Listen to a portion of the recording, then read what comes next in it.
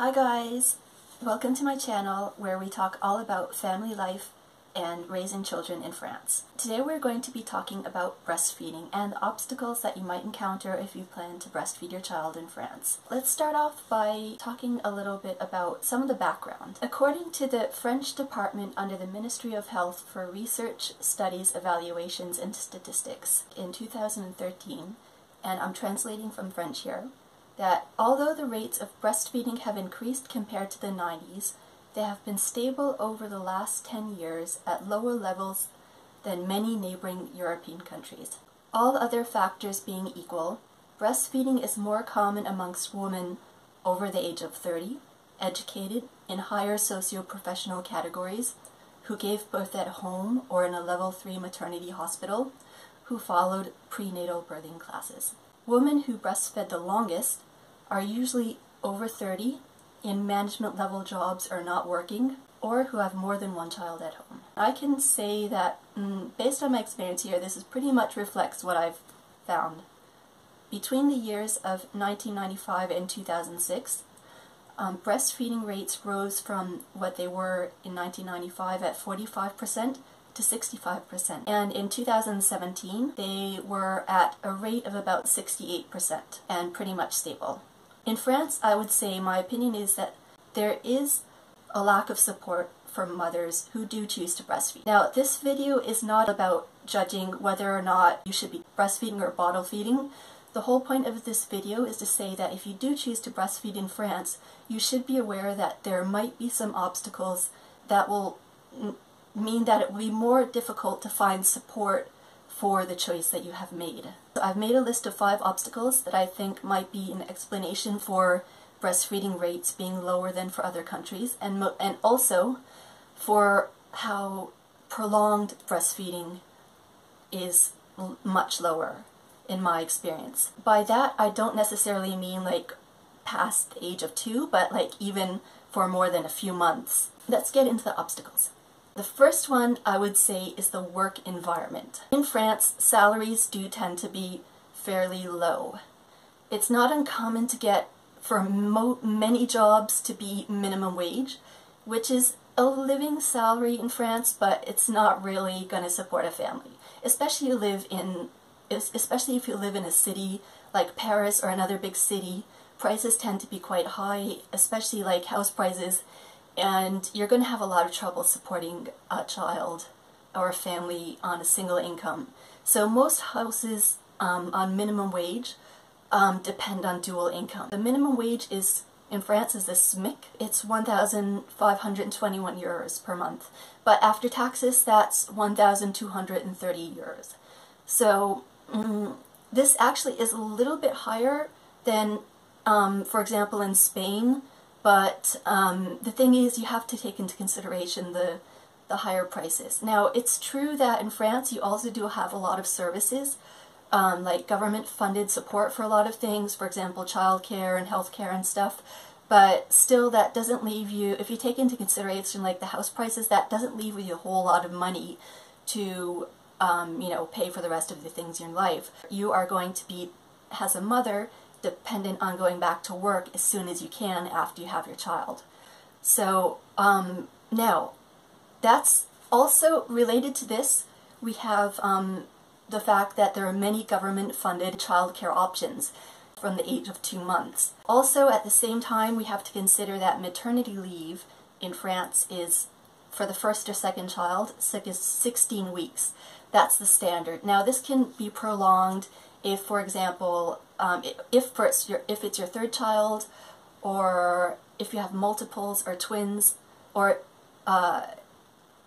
if there's a complication, a medical complication with a birth or with a pregnancy, you can also choose to have it prolonged by choice. Now there is, but this will of course depend on whether or not your employer agrees to take you back afterwards. You do have some rights and protections on that level, but you have to consider, okay, during the official maternity leave, you do have daily compensation if you were in a regular long-term job with a long-term contract, but also you're not going to be earning quite as much, and also those compensations will be decreasing. But there are lots of options, so if you are in a situation where you don't have a dual income, you're having financial trouble, and that's sort of like a pressure to go back to work, there are some options available, so I would encourage you to look them up. But the thing is about that, in France we're notorious for paperwork, and it can be really complicated, and making applications for special conditions and this and that can be really complicated and a big nightmare, to be honest. The second reason is the medical profession. I believe that in France, the pediatricians, the medical professions, the doctors, your general practitioner, if you choose to have your baby followed by a general practitioner, because in France it's possible to have your baby medically followed up by a general practitioner. It's not obligatory to go to a pediatrician, but as a general rule, even the pediatricians are not very well informed on breastfeeding, and they are certainly not very well informed of how to support someone who's having trouble breastfeeding. So if you're having any trouble for whatever reason and you go to ask for advice from your doctor, it could be that you get a couple nice suggestions, but they're not really going to be, helping you a lot. If you run into any trouble, their sort of automatic response is, oh, well, too bad, it didn't work out. Here's your bottle, okay? Just go with the bottle, go with the formula, and that's it. Like, we're not going to really look into it too much. Another side to this is that it's sort of the standard in France for the doctors to recommend that you introduce solids in your baby's diet at the age of 4 months. This is like not really compatible with what is said or recommended by the World Health Organization, which recommends you to exclusively breastfeed or formula feed, according to what you're doing, at the until the age of 6 months. So, but in France they have sort of like a, system of nutrition they go by, which, the doctors aren't really super well informed about this. They just like kind of go by the standard protocol by which they recommend introducing solids at the age of 4 months. And there is some sort of theory about this, that it's supposed to reduce the likelihood of food allergies. I mean, I don't really know much about that, but anyways, that's the current situation.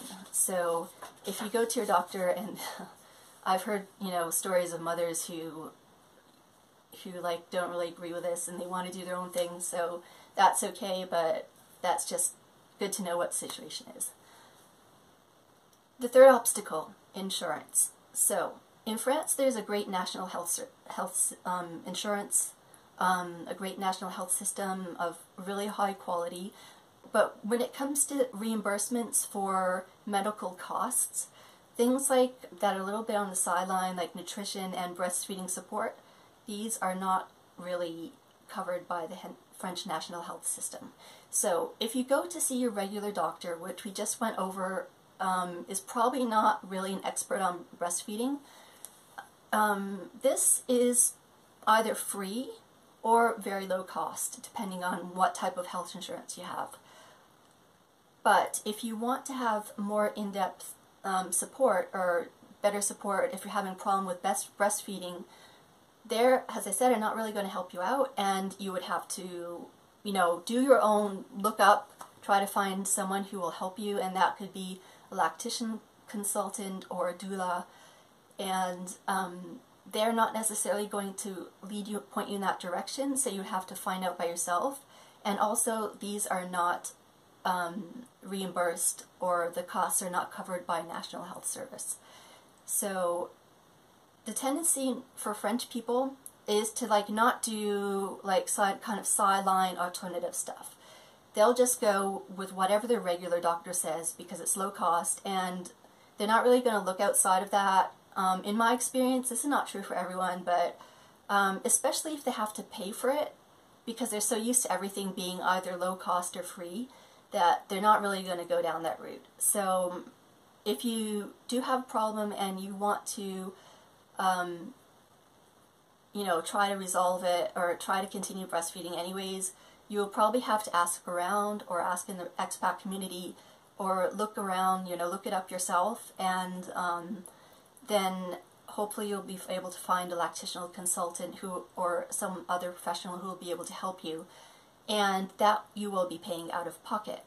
Now, the other thing to say about that is that the French National Health Service does have does cover most of the cost, or at least if not all, for regular doctor's visits. But what most people do in France is, like, especially since often there's like a little bit extra cost, even though it's not like really expensive, but usually they'll have a top-up insurance that they pay privately, which in France is called mutuelle. Now, sometimes, depending on which one you choose, you might have like the non-standard professions reimbursed from your insurance. So I would recommend that you look that up. Check with your own insurance, because in some cases you might have that cost covered. Fourth obstacle. The fourth obstacle, freedom. So in France they have, I guess, a big philosophy of people in general, but you know, women should be completely free to choose to do whatever they want. Now, I have to say that I support this because it's fair. You know, I was a person who really wanted to breastfeed, and you know, there was really just a super unfortunate circumstance by where it was literally impossible. Even with help, I wouldn't have been able to breastfeed. But, so it's really good to be able to just go around with your bottle and not have people like judge you for that. But so this is a good thing, but at the same time, it comes to the degree of a lack of interest. Like, you know, people just think, oh, well, it's my right to choose, do whatever I want, and like nobody's business, and I'm not even going to get informed about it. So it's kind of like, in that sense, like the lack of culture around breastfeeding, and this idea of like, I'm completely so free to the extent I don't even want to find out about it, that can be a limiting factor in my opinion. So, number 5, old-fashioned views and some cultural old-fashioned philosophies. Now, I have to say that I recommend you take what I'm about to say with a grain of salt, because this is just sort of some impressions, but it doesn't apply to everyone. But if you listen to what I say, you might find that some of the cultural things might come through sometimes. So the first thing I have to say about this is the woman's role. Now, I think, in my opinion, like in France, when you become a mother, you don't stop being a woman, compared to, like, I don't know, in other places I have a feeling that you really take on this mother role to a greater extent. You might be going out with yoga pants, sweatshirts, kind of like messy hair and sneakers. Whereas in France, when you have a baby, you definitely keep up that elegance, makeup, you know, being a woman, maintaining your social life. You know, not everybody maintains a heavy active schedule, social schedule, but there's the idea that people will be encouraging you to maintain some degree of social, you know, interactions, as opposed to focusing exclusively on your kid. Now, that's great, but the only thing I have to say about that is that this is also something that I believe will bring people to limit their breastfeeding, either in their initial choice or to like interrupt it prematurely. Especially as your baby gets past like a few months old, they start to sit up, start to crawl, etc. Then you might get more invitations, or people around me might be saying, oh, well, you know, start to get back into your social life, being, you know, bringing back your own self and not being too much motherly. So I think this is something you might find sometimes, maybe more compared to other countries. Vacation and breaks. You know, in France, vacation is not only something that we have 5 weeks of paid vacation each year, but it is something that I would say is almost considered to be a human right, to the extent that if you're a low-income family, you receive, you know, help for childcare, etc., they will even send you a check of like up to 400 euros to subsidize summer vacation for children. And you can extend this to the idea that the woman is supposed to have a break.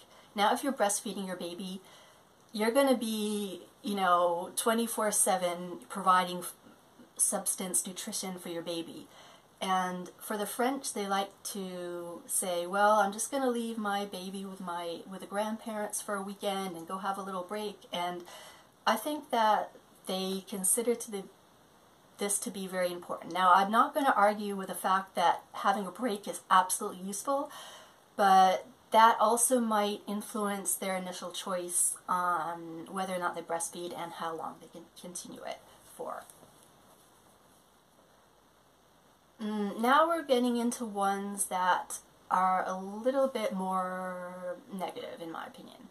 So, there's the idea that a baby should start to be disciplined basically from birth.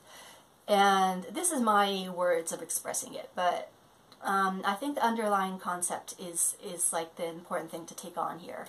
There's definitely an idea that the adult is not controlled by the child in any way whatsoever. So if a baby's crying too much, it should just, not cry too much. And the mother trying to console their child too often, their baby is almost viewed negatively, as in the mother is becoming dependent or controlled by the baby. Or heaven forbid they be over emotionally attached to their baby, on either the baby to the mother or the mother to the baby. Now, in some cases, especially like the more old-fashioned French traditional views, you might find that some husbands expect that the boob belongs to the husband, to them, and not to the baby.